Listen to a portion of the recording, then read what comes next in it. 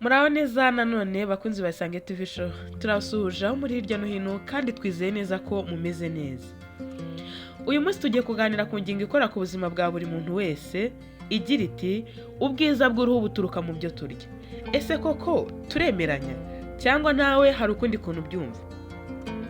Ahangaha abantu benshi batekereza ko ubwiza bw'uruhu buturuka ku mavuta ahenze cyangwa se n'ibindi byifashishwa mu kwita ku bwiza, hari cyane ibikoreshwa twisiga gusa.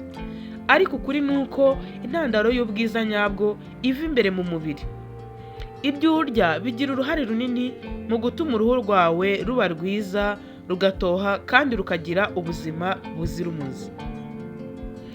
Ahangaha wakwibaza uti se ni ibihe biribwa byagufasha kugira uruhu rwiza?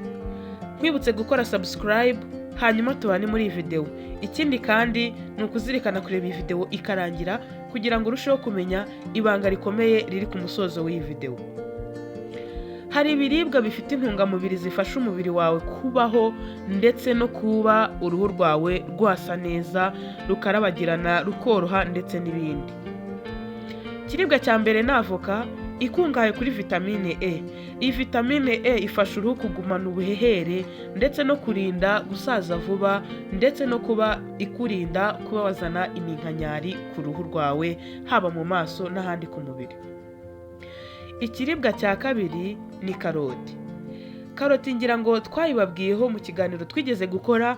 Niba utarabonye iyo video wamanuka muri video zacu ukayireba, ikubiyemo byinshi bivuga kuri karoti. Ariko ahangaha karoti nanone igarutse mu biribwa byita cyane ku buzima bw'uruhu, aho dusangamo vitamine E ituma uruhu rugaragara neza kandi rukagira ibara ryiza rinoze ndetse runakayangana. Ikiribwa cya gatatu ni amafi.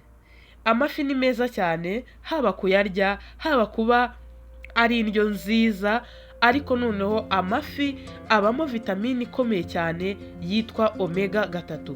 Ifasha kugabanya uburibwe ndetse no gutuma uruhu ruba rworoshye, kuba uruhu rwawe rwamera neza, rwasa neza. Ahangaha iyi vitamine 3 omega 3 murayihanganira ibigiramo uruhare runini cyane.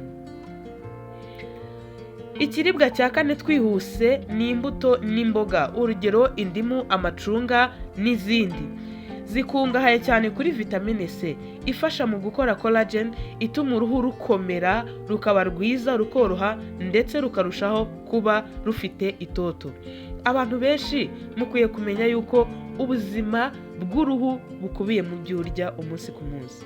Ahangaha izi mbuto n'imboga tukunyuremo kukubwira indimu, amacunga ndetse na za karoti twababwiye dusangamo vitamine E, nazo dusangamo na vitamine C. Iyi vitamine C ikaba ifasha cyane mu kuba irengera uruhu, karurinda kwatakwa n'uturwara twibasira uruhu twatuma uruhu rwawe ruba rubi cyangwa se ruzanaho utumenyetso tutari twiza. Ariko ukeneye imboga, ukeneye n'imbuto kugira ngo ubuzima bwawe bw'uruhu burusheho kuba bwiza. Ahangaha ibingibi byose iyo uruhu rumeze neza bigendana n'ubwiza budasanzwe, ubwiza butatewe n'amavuta ahenze wisize, ubwiza butatewe na makeup nziza witeye, ahubwo bukaba ari ubwiza natirere bwaturutse ku ibanga ry'ibyo urya bifite intungamubiri. Ahangaha kandi ni ukwibuka ko imbuto z'ibinyampeke zifasha kurinda uruhu kwangirika. Ahangaha ukwiye kuzirikana neza ko ukwiye kwibanda kuri izi mbuto z'ibinyampeke. Ahangaha twavugamo ukwiye kurya ibishyimbo, ukwiye gusanga amafunguro yawe ariho nibura bya bindi tubona nk'ibyubaka umubiri ndetse n'ibirinda indwara. Ibingibi bizagufasha kuba ubuzima bwawe bw'uruhu buzaba bukungahaye kandi burinzwe. Ahangaha rero hari ikindi kintu gikomeye cyane tudakwiye kwibagirwa cyangwa se dukwiye kugushishikariza igihe cyose. Amazi ni ibanga rikomeye ku ruhu rwiza. Ntidushobora kukubwira cyangwa se ntidushobora kuvuga ngo ubwiza bw'uruhu tutavanzemo amazi ahagije. Ngira ngo akamaro k'amazi twese turakazi, ariko noneho hano agira uruhare rukomeye cyane mu gutuma uruhu rwawe ruba rwiza ndetse n'ubwiza bikajyana, kuko amazi tuyaziho gusukura umubiri mo imbere ndetse no gukuramo ya myanda yose igasohoka ikajya hanze. Ibi ngibi rero bigatuma amazi aba ingenzi cyane kandi ahagije. Ikindi kandi amazi nuko adufasha gutuma uruhu rugaragara neza kandi rukaba rworoshye ruhehereye. Ibi byose nubikora, ibi byose nubyitondera, ntago ubwiza bwawe buzakemangwa.